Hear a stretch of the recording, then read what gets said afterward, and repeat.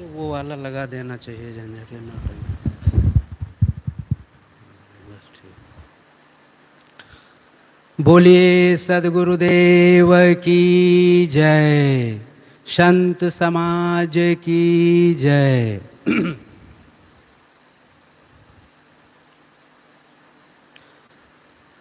परम पूज्य गुरुदेव जी, पूजनीय संत समाज, कुछ देर आप सबके बीच निवेदन प्रस्तुत है।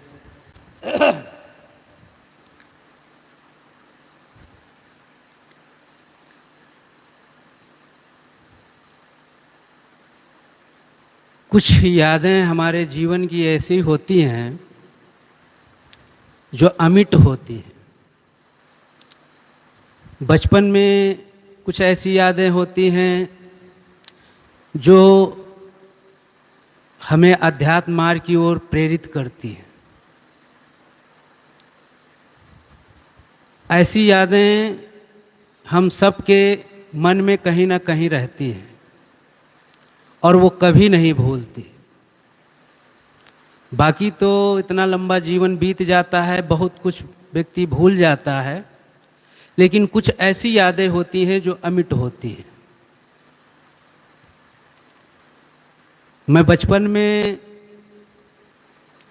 जब किसी संत की तस्वीर देखता ध्यान मुद्रा में बैठे हुए, तो मन में विचार उठता कि ये क्या कर रहे हैं, ऐसे क्यों बैठे हैं।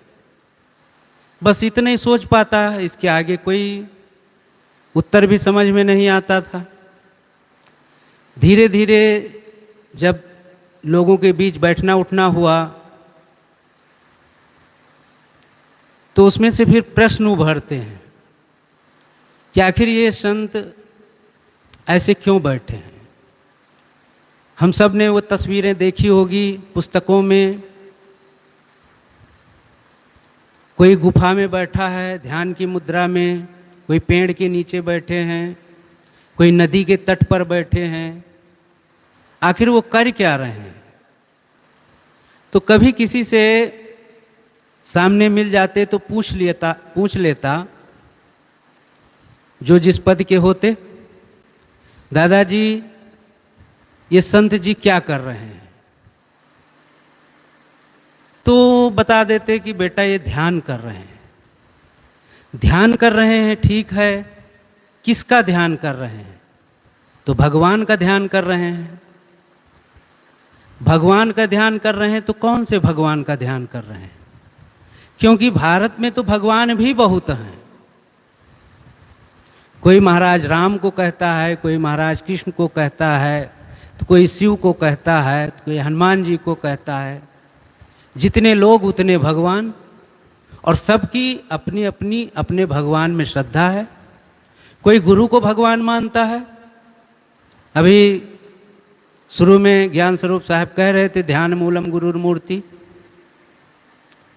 ध्यान के मूल में क्या है? गुरु की मूर्ति, गुरु का चित्र। तो सब अपने ढंग से करते हैं जिनकी जिनमें श्रद्धा होती है। अब भगवान का ध्यान करना है तो जिसके प्रति हमारी श्रद्धा है हम उसी का ध्यान करेंगे। ये बातें ऐसे चलती रही, लोगों से सुनता रहा, लेकिन सही समाधान नहीं हुआ। जब पहली बार गुरुदेव जी से जुड़ा, ऐसा समाज देखा, ऐसे गुरु के दर्शन किए, और जब सुबह ध्यान में बैठा, सब संतों को देखा, बड़ा आश्चर्य हुआ और बड़ा अजीब भी लगा, क्योंकि मैं पहली बार ऐसा संत समाज देखा था। वैसे तो गांव-गांव घूमने वाले साधु, खंजड़ी बजा के भजन गाने वाले साधु संत गांव में आते थे और सुनता भी था, लेकिन ऐसा सभ्य समाज, सुसंस्कृत समाज पहली बार। जब सुबह 5:30 से 7:30 का जो सत्संग चलता था तो उसमें पहले 1 घंटा ध्यान होता था। बड़े गुरुदेव जी थे, वो बैठते थे, सब साधक संत बैठते थे। 1 घंटा ध्यान, 1 घंटा गुरुदेव का प्रवचन, और सुबह शाम दोनों था। शाम को पाठ होता था, फिर गुरुदेव जी का प्रवचन, आधा घंटा ध्यान। यहाँ जब आया तब मुझे लगा कि ध्यान क्या है, ध्यान किसे कहते हैं। सच है कि जब तक हम किसी ध्यानी का, किसी ध्यान करने वाले संत का साथ नहीं करेंगे, तब तक ध्यान के बारे में हम ज़्यादा नहीं जान सकते। अपने अपने ढंग से ध्यान करते हैं, उन्हें कितना लाभ मिलता है वो तो वही बता सकते हैं। लेकिन ज्ञान बढ़े गुणवान की संगत, ध्यान बढ़े तपसी संग कीने। ऐसे समाज में जब जुड़ा तब ध्यान की प्रक्रिया समझ में आई। और उसी समय कुछ दिन पश्चात गुरुदेव जी की एक छोटी पुस्तिका भी छपी थी, ध्यान क्या है। मैं आया था उसके कुछ दिनों के बाद। वो जब पुस्तक मिली तो उसमें गुरुदेव जी ने जो सरलता से साधक के लिए लिखा, नाद बिंद ज्योति, जो भी आलंबन दिए, कैसे करना चाहिए, और अंतिम समाधि की बात कही, तब जाके समझ में आया कि ये ध्यान है। और नहीं तो बस ध्यान करते रहते हैं और जीवन वैसे ही चलता रहता है। एक से एक ध्यानियों को देखा मैंने। एक ध्यानी आते थे हमारे पास, उनको देखता था तो मुझे दधीच की याद आती थी, पौराणिक दधीच, आप सब ने देखा होगा। बिल्कुल उसी तरह, मांस तो उनके शरीर पर था ही नहीं, केवल हड्डियां दिखती थी, लंबी सफ़ेद दाढ़ी, ऊपर उसी तरह से बालों को गांठ मार के रखना। आए और मुझसे कहा कि महाराज जी आप ध्यान करते हैं? हमने कहा बिल्कुल करता हूँ ध्यान। तो कहा महाराज जी मैं भी करता हूँ। तो हमने कहा बहुत अच्छी बात है। उन्होंने कहा कि मैं अपने सांसों को आधा घंटा रोक सकता हूँ। तो मैंने कहा भाई हम तो ये नहीं कर पाते हैं कि आधा घंटा 1 घंटा सांस को रोक ले। सांस चलती है और ध्यान करते हैं, सांसों पर ही मन को लगा देते हैं। उन्होंने कहा मैं आपको दिखा सकता हूँ। उनका दिखा दीजिए। और वो बैठ गए। मैं तो तखत पर बैठा था, वो नीचे चटाई थी, उसी पर बैठ गए पलथी मार के। और सच है मैं उनकी सांस तो नहीं देखा जाके कि चेक करूं आती है कि नहीं आती, लेकिन उनके जो बैठने का तरीका था इतना बिल्कुल एकदम शांत, साइलेंट, तन थिर मन थिर, दोनों वचन थिर, जो गुरुदेव जी कहते थे ना, वैसे ही उनका शरीर एकदम स्थिर और बिल्कुल ऐसे बैठ गए थे, आंखें बंद किए और आधा घंटा तक न हिले न डुले। बाद में हमने उनसे पूछा कि आप ध्यान करते हैं तो किसका ध्यान करते हैं? उन्होंने कहा कि मैं महाराज श्री राम का करता हूँ। तो हमने कहा उनको देखा है? कहे बिल्कुल साक्षात दर्शन किया हूँ। तो किस रूप में हैं? तो जिस रूप में फोटो में देखा वही रूप का वर्णन किए। हमने कहा यही तो विडंबना है। ध्यानम निर्विषयम मना कहा गया है, योगस चित्त वित्त निरोधा।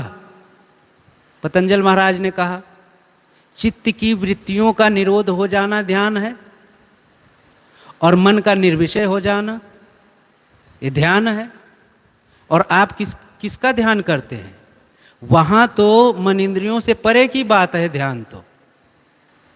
वहां न मन है न इंद्रियां हैं, तो कैसे उसका अनुभव बताओगे? कहाँ है कबीर गूंगे गुड़ खाया पूछे सो क्या कहिए।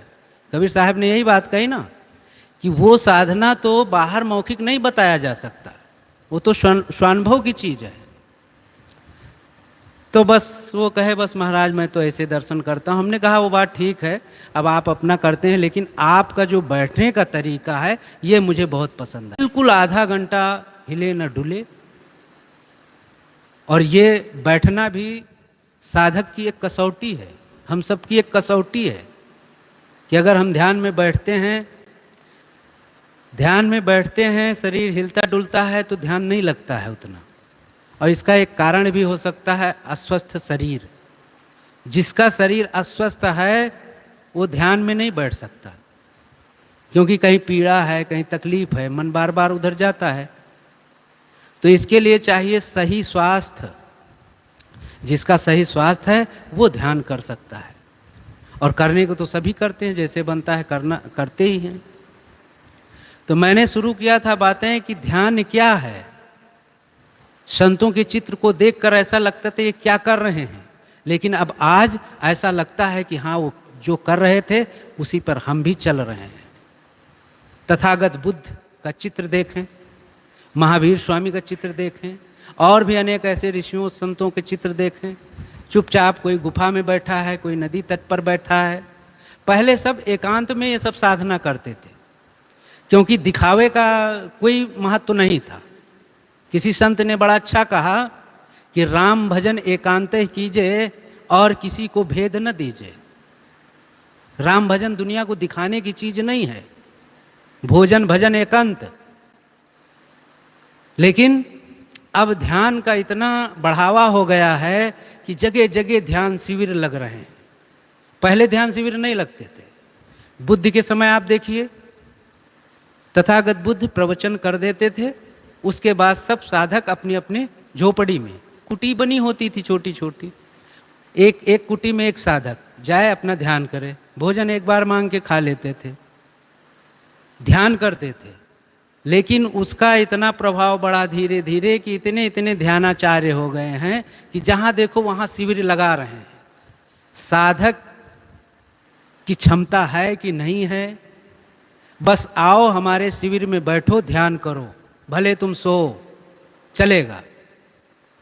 ध्यान ये नहीं है। ध्यान करने का मतलब ही है कि ध्यान में सजगता हो। हम खुद सोएंगे तो आप लोगों को क्या बताएंगे? निद्रा तो आनी नहीं चाहिए, तंद्रा तो आनी नहीं चाहिए।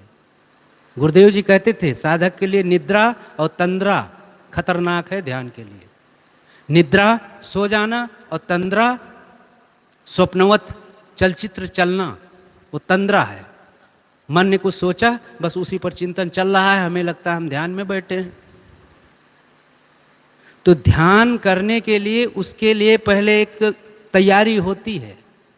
जैसे किसान खेती करता है तो सीधा जाके बीज नहीं डाल देता है, पहले उसकी निराई गुड़ाई करता है, मिट्टी को उर्वरा बनाता है, खाद पानी देता है, और फिर जब मिट्टी तैयार होती है तब उसमें बीज डालता है और फिर उसकी रखवाली करता है।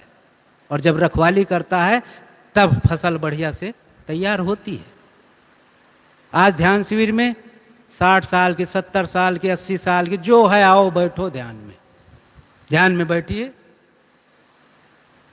पतंजल महाराज ने ध्यान और समाधि की बात की। ध्यान किस स्टेप पे आता है? 7वें स्टेप पर आता है, 8वें पर समाधि आती है। और पहले के स्टेप यम नियम आसन प्राणायाम प्रत्याहार धारणा ध्यान समाधि। 8वें नंबर पर समाधि की बात आती है, 7वें नंबर पर ध्यान की बात आती है। तो क्या हम यम और नियम का पालन करते हैं? जो भी साधक, जो भी गृहस्थ विरक्त अगर साधना करना चाहते हैं तो पहले नीचे से शुरू करना होगा। ये बात अलग है कि सब आते हैं बैठते हैं, कुछ ना कुछ लाभ मिलता है, नहीं मिलता, संतों के साथ बैठने का अवसर मिलता है, देखने का अवसर मिलता है, लेकिन वास्तविक ध्यान का लाभ चाहिए तो पहले यम नियम से हमको आगे बढ़ना है। यम में 5 बातें आती हैं। कौन कौन सी? अहिंसा, सत्य, अस्तेय, ब्रह्मचर्य और अपरिग्रह। इन 5 बातों का पालन करते हैं। जो व्यक्ति इन बातों का पालन करे तब फिर दूसरे स्टेप पे चढ़े। नियम में शौच, संतोष, तप, स्वाध्याय, ईश्वर प्राणिनाधा कहते हैं, यानी ईश्वर शरणागति। पहले यम की 5 बातें। अहिंसा, हमारे जीवन में अहिंसा नहीं होना चाहिए। अहिंसा परमो धर्मा कहा गया इसीलिए, और इसीलिए शायद पतंजल महाराज ने पहले यम के पहली बात उन्होंने अहिंसा कही। किसी के प्रति हिंसा की भावना ना हो, विचार मात्र ना हो हिंसा की। क्या ऐसा होता है? अगर ऐसा हम करते हैं कि हमारे भीतर किसी के प्रति क्रोध नहीं आता है, गुस्सा नहीं आता है, किसी को नुकसान पहुंचाने की भावना नहीं होती मन में, अगर ऐसा होता है तो हम अहिंसा का पालन कर रहे हैं। क्योंकि जो साधु हो गया है वो तो बाहरी हिंसा करता नहीं है, ना तो किसी पशु को मारते हैं, ना तो किसी का गला रेत रहे हैं, कोई हिंसा नहीं है उनके। बस वैचारिक हिंसा बचती है, उससे हमको बचना है। अगर इस पर हम पालन करते हैं तब आगे बढ़ते हैं। जीवन में अहिंसा है तो फिर सत्य होना चाहिए। हमारे जीवन में सत्य है। जो साधक सत्य नहीं बोल सकता वो कभी समाज में खुलकर बातें नहीं कह सकता। और समाज में जो कोई भी व्यक्ति सत्यवादी है, यानी सत्य बोलता है, सत्य रहनी रहता है, वो कह सकता है। सदगुरु कबीर सत्य का जीवन जिए तो वो समाज में कह सके सीना ठोक के। उनको किसी का भय नहीं था, वो किसी के लाग लपेटे में नहीं थे, और ना उनको किसी से कुछ चाहना थी। किसी ने बड़ा अच्छा लिखा कि जिसे दुनिया से कुछ नहीं चाहिए वह सत्य बोल सकता है, और जिसे कुछ दुनिया से चाहिए वो सत्य नहीं बोल सकता। क्योंकि कुछ पाने के लिए हमको उनके आगे पीछे चलना पड़ेगा, कुछ उनकी चिरौरी विनती करना पड़ेगा। और जिसे सत्य बोलना है और जिसे कुछ नहीं चाहिए तो जाओ, जो प्रारब्ध में है मिलेगा, जैसा प्रारब्ध होगा वैसा जिएंगे, लेकिन हम झूठ नहीं बोल सकते। तो सदगुरु कबीर सत्य में जिए तो सत्य की बात कहे। तो हमारे जीवन में सत्य होना चाहिए,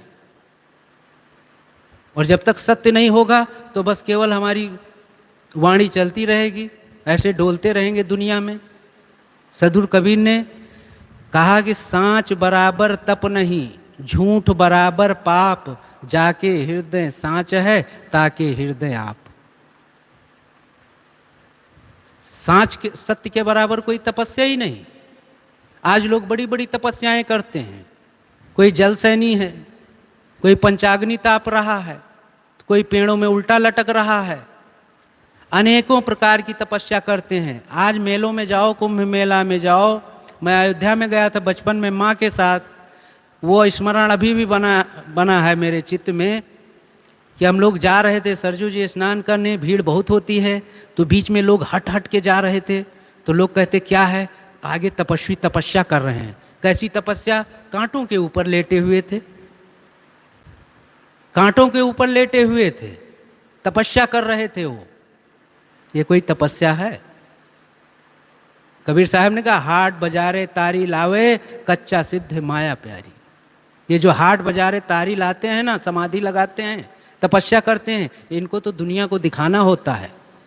जो शांत इच्छुक साधक है, जो साधना का प्रेमी साधक है, वो समाज में दिखावा नहीं करता, वो चुपचाप अपना काम करते हैं। भगत के यहाँ रहे, चुपचाप उठाए अपना कमंडल, निकल गए किसी बाग में, किसी नदी के तट पर, एकांत देखा, असनी बिछाए, वहीं अपना ध्यान मनन चिंतन कर रहे हैं।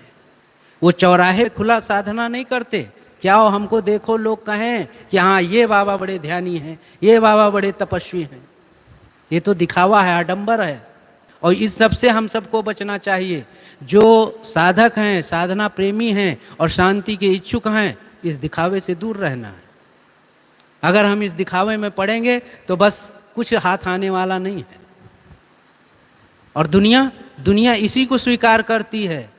सीधे साधे बाबा जी हैं, ना तो इनके माथे में तिलक है, ना तो कोई माला है, सफ़ेद कपड़ा पहने हैं। कोई तो बाबा भी नहीं कहता, वो सीधा दादाजी या अंकल जी कहते हैं। अब बाबा जैसे लगते ही नहीं पारखी संत, तो क्या करेंगे भाई? तिलक लगा हो, माला पहने हो, कमंडल हाथ में हो, और तब लगे कि हाँ बाबा हैं ये। तो सीधे साधे हैं, तो इनकी सीधी साधी साधना है, इनको दिखावा करना नहीं है।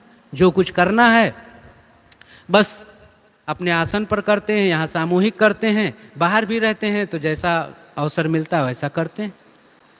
तो बाहर दिखाने की चीज नहीं है, सत्य को जीना है। और जो सत्य में जीता है उसके जैसी फिर कोई तपस्या नहीं है। तपस्या के लिए हमको शरीर को कष्ट नहीं देना है, और जो कष्ट देता है तो ये पीड़ा देता है बस, और कुछ नहीं।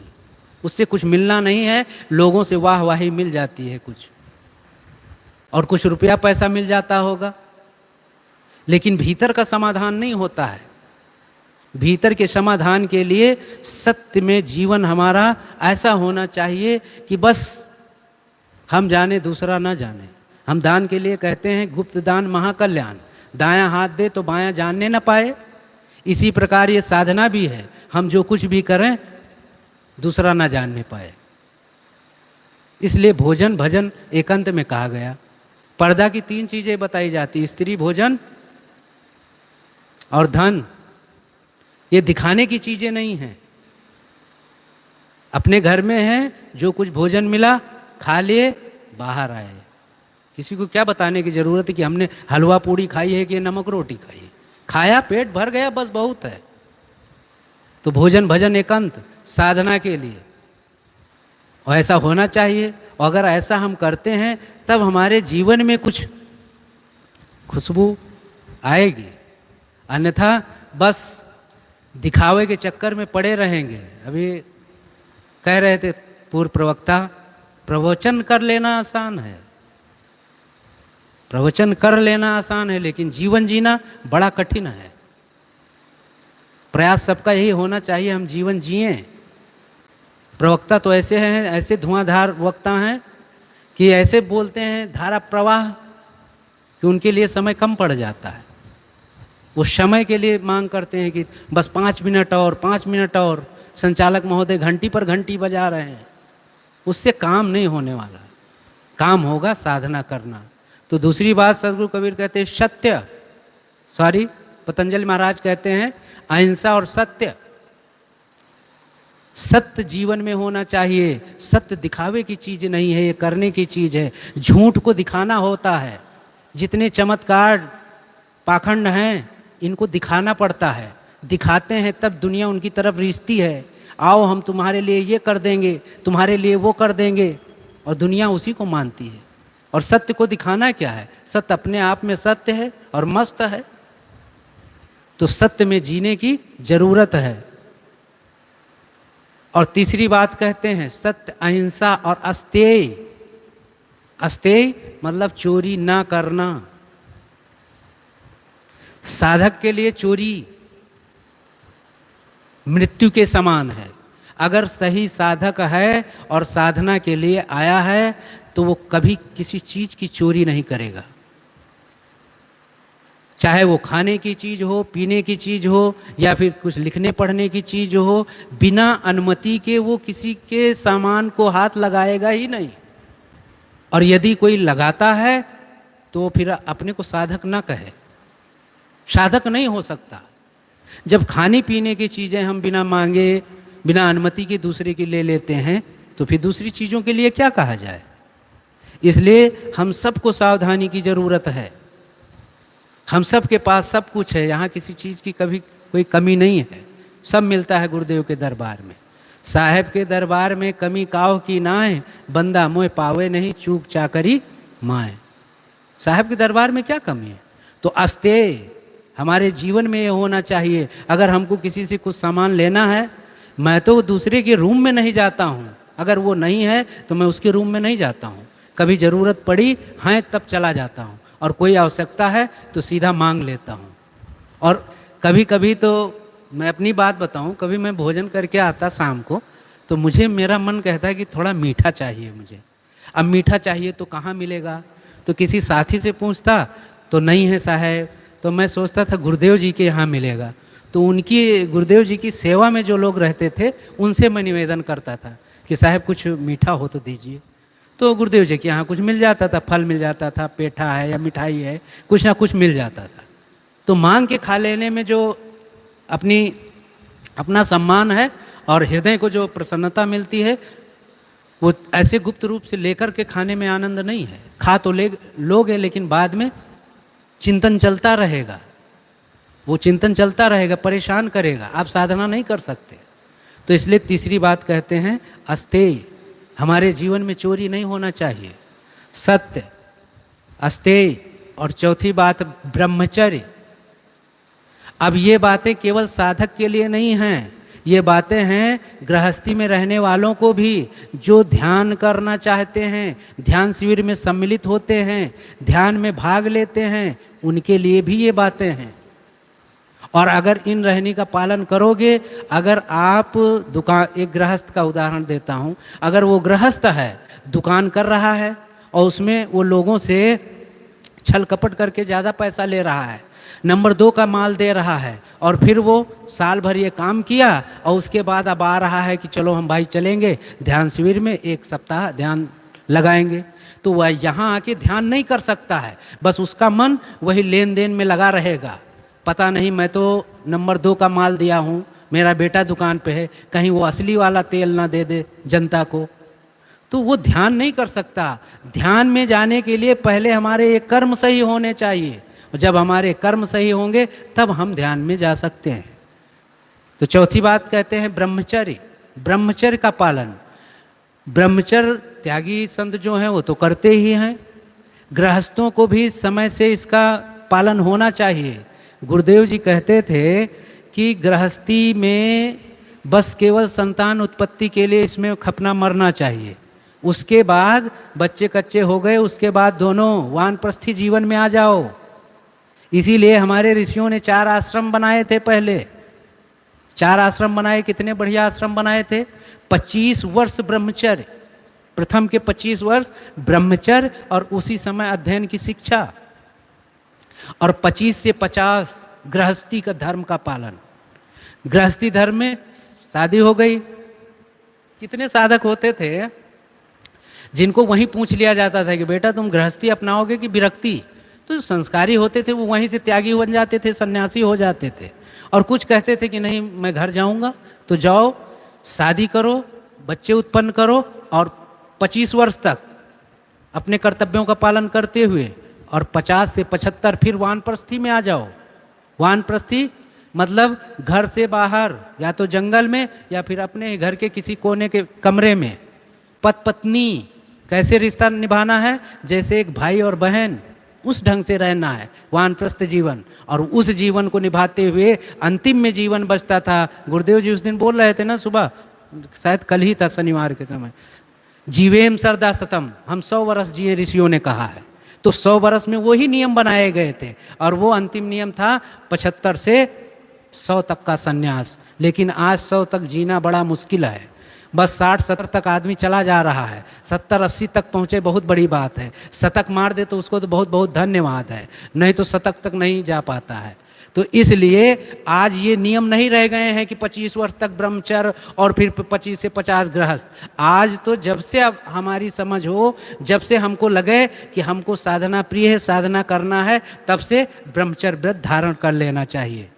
भीष्म पितामह को जानते हो, उन्होंने अपने पिता के शादी के लिए स्वयं को आजीवन ब्रह्मचर्य की एक घोषणा की थी।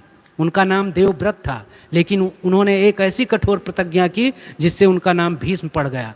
उन्होंने कहा था मैं आजीवन शादी नहीं करूंगा, इसीलिए उसको भीष्म कहा जाने लगा।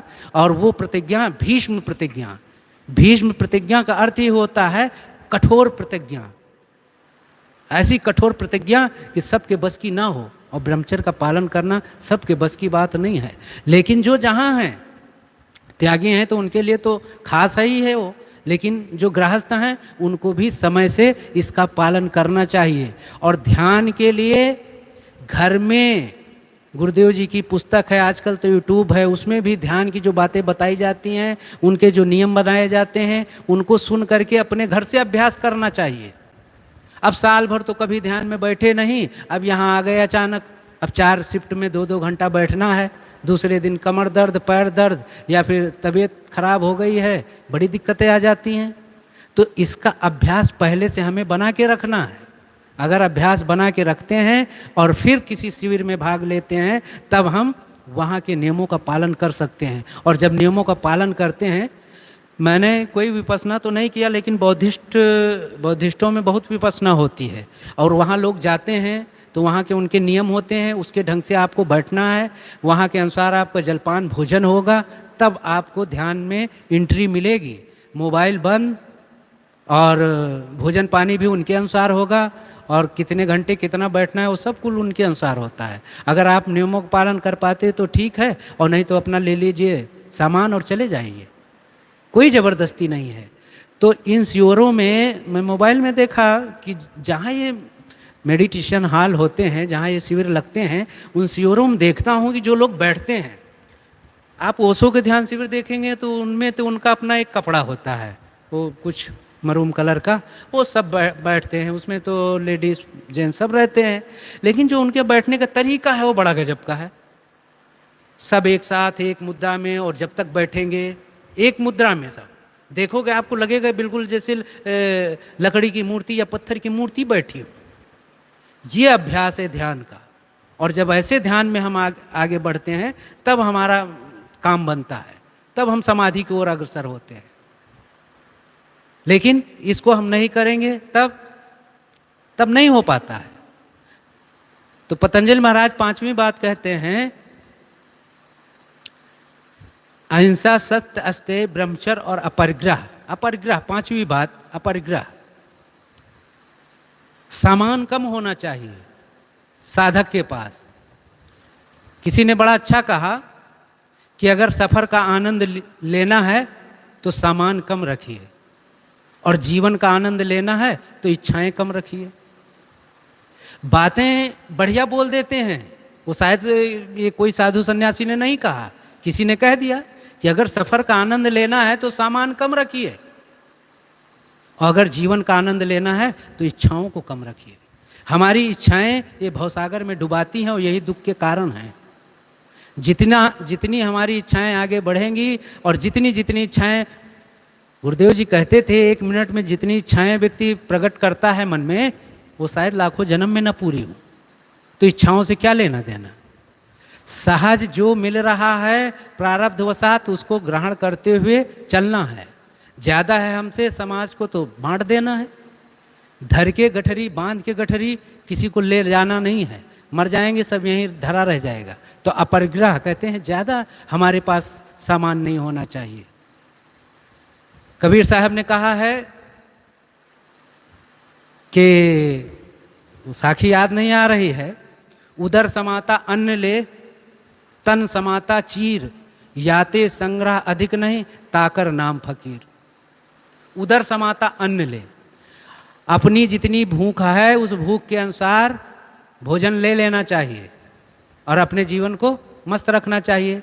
और तन समाता चीर, चीर नाम कपड़ा, जितना हमें ठंडी गर्मी की आवश्यकता उतने कपड़ों की ज़रूरत है। अभी कपड़ा यहाँ सबके लिए गुरुदेव जी के आदेश हुआ है तो सबको मिल रहा है, और उसमें ये भी कहा गया भाई बता दे जिसको जितना चाहिए। कुछ साधु तो ठीक हैं, बढ़िया अपने जितना आवश्यकता उतना लीजिए, लेकिन कुछ लोगों तो ऐसा लगता है कि अब बस अब मौका मिला है तो 6 बंडी, 6 फुल, 6 हाफ, 4 लंगोटी, 8 लंगोटा।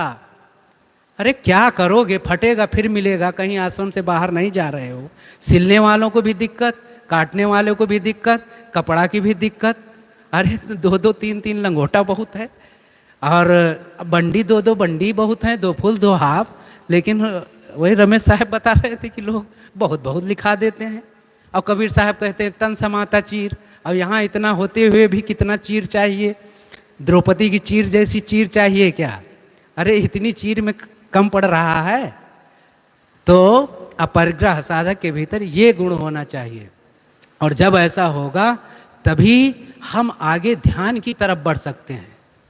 और ध्यान हमारे जीवन में महत्वपूर्ण है। सेवा ठीक है, स्वाध्याय ठीक है, लेकिन सेवा स्वाध्याय के साथ साथ ध्यान का भी महत्व होना चाहिए हमारे जीवन में। समय से ध्यान करना चाहिए। कब कितना करते, कौन करते, सबका ध्यान करने का अलग तरीका है। हमारे यहाँ कुछ संत हैं बहुत ध्यानी हैं, उनको मैं जब देखता हूँ बस जब देखो तब आंख मूंदे बैठे हैं। वो बहुत ध्यान करते हैं, लेकिन सोने जागने का नियम नहीं है उनका। वो कहो रात के 3 बजे उठें, 2 बजे उठें, ध्यान करें, और रात में 3 बजे से खटपट खटपट करना शुरू कर दें। अरे भैया आश्रम है, आश्रम में ध्यान का एक समय है, यहाँ हम सुबह ध्यान लगाते हैं, शाम ध्यान लगाते हैं, समय से लगाइए ध्यान। ये क्या है कि 4 बजे घंटी बजना, हम 3 बजे से शुरू करते हैं, हम भी नहीं सोते और दूसरे को भी सोने नहीं देते। फिर इधर से जाएंगे जलपान के बाद सोएंगे, फिर इधर से जाएंगे काम करके, फिर 1 घंटा नींद मार देंगे 12 बजे तक, और फिर उठेंगे तो कहेंगे अब हम ध्यान करेंगे, फिर खुटुर पुटुर करेंगे, दूसरा विश्राम कर रहा है, तो दिक्कत है। जिसका ध्यान में मन लग जाएगा उसका जीवन सजग है, उसकी वजह से किसी को डिस्टर्ब नहीं होना चाहिए, तकलीफ नहीं होना चाहिए। ये समाज है, समाज में नियम है, अपने समय से और समय से उठना बैठना चाहिए, ध्यान करना चाहिए। तो ये ध्यान ठीक है करना चाहिए जिससे जितना बनता है, लेकिन इसका भी ध्यान होना चाहिए कि कब ध्यान करना चाहिए। जब मर्जी जब सोएंगे, जब मर्जी जब ध्यान करेंगे, ये तो एकांत में हो सकता है, अकेले रहिए, कोई बोलने वाला नहीं, रात भर ध्यान करिए, दिन भर सोइए, और या दिन भर ध्यान करिए, रात में सोइए। लेकिन समाज में, समाज की मर्यादा के अनुसार ये काम होना चाहिए। तो मैंने बचपन की याद से अपनी बात शुरू की थी कि ये ध्यान, संतों के चित्रों को देखता तो लोग कहते भगवान का ध्यान करते हैं, मैं भी सोचता था मैं भी किसी भगवान का करूँगा ध्यान। मैं भी हनुमान जी को पकड़ लिया और हनुमान जी का ध्यान करने लगा, लेकिन यहाँ आया तो सारे ध्यान गायब हो गए। गुरु के चित्र में मन को टिकाना आरंभ किया, फिर धीरे धीरे धीरे धीरे फिर ये सब आलम्बन छूट जाते हैं, फिर तो बस अपने आप में ध्यान लगाना रह जाता है, और जो अपने आप में ध्यान लगाता है वही मस्त हो जाता है।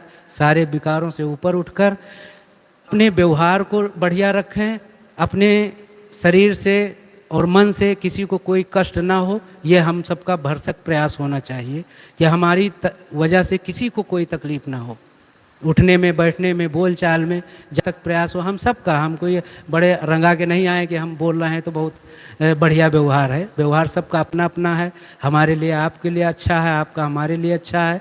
लेकिन ये सब होते हुए भी हमको एक दूसरे के प्रति ये ध्यान रखना है। इन सब बातों का जो ध्यान में रखता है तब उसका ध्यान लगता है। तथागत बुद्ध चलत ध्यान कहते थे। चलत ध्यान समझते? चलते हुए ध्यान करना। चलते हुए ध्यान करना क्या है कि हम चल रहे हैं, कितने लोग चल रहे हैं, धका धक, नीचे चींटी है, कीड़े हैं, धर दिए पैर। ऐसा चलें कि हम कुछ सामने चींटी दिखाई पड़ रही है तो बगल हो जाएं। मतलब चलते हुए ध्यान करना। और ध्यान यही है कि सामने वाले को देखें, सामने गाड़ी आ रही, मोटर आ रही, दाबे चले जा रहे हैं, और नीचे भी देखते हुए चलते हैं। गुरुदेव जी को, आप बड़े गुरुदेव जी को जिन्होंने देखा है, उनको कभी देखा है हमेशा ऐसे सिर करके चलते थे, बस ज़्यादा से ज़्यादा वो 2-3 मीटर की दूरी पर आगे देखते रहे होंगे बस, और बढ़िया आराम से चलते थे। तो गुरुदेव जी का जो ध्यान की प्रक्रिया थी बड़ी अच्छी थी। गुरुदेव जी जब बैठते थे तो ऐसे बैठते थे, मैं तो उन्हीं को देखता रहता था। शुरू में ध्यान लगता नहीं था, मैं आंखें खोल खोल कर साधुओं को देखता था कि ये कैसे कर रहे हो, गुरु जी कैसे बैठे हैं। तो गुरुदेव जी को देखता कि बिल्कुल जैसे पत्थर की मूर्ति, उनमें जान है ही नहीं, इस ढंग से बैठे रहते थे। और बीच बीच में साधकों को उद्बोधन भी करते थे, बीच बीच सावधान, निद्रा ना आने पाए, तंद्रा ना आने पाए, और स्वयं एकदम अलर्ट रहते थे। गुरुदेव जी को कभी कोई नींद में नहीं देखा होगा, इतना जीवन बीत गया उनका ध्यान करते हुए। कोई नहीं कह सकता, जगत भगत कोई भी, कि गुरुदेव जी कभी ध्यान में बैठे हो, सो गए हो। तो वैसे जब संत सामने बैठते हैं ना, तो उनसे एक प्रेरणा मिलती है, नए नए साधकों को प्रेरणा मिलती है। तो गुरुदेव जी को जिन्होंने दर्शन किया है, उनके साथ कुछ साल बिताए हैं, वो बड़े सौभाग्यशाली रहे हैं। तो चर्चा तो बड़ी लंबी हो गई है, फिर भी समय पूरा होने वाला, 2 मिनट बचा है। तो मेरा कहने का मतलब यही था कि ध्यान से पहले की जो तैयारियां हैं, यम नियम आसन प्राणायाम प्रत्याहार धारणा ध्यान समाधि, इनका पालन करते हुए तब हम अंतिम ध्यान और समाधि में पहुंचेंगे, और इनका पालन करते हुए तब ध्यान और समाधि का आनंद लिया जा सकता है। बस इतना ही कहकर मैं अपनी वाणी को विराम देता हूँ। बोलिए सद्गुरुदेव की जय। साहेब बंदे।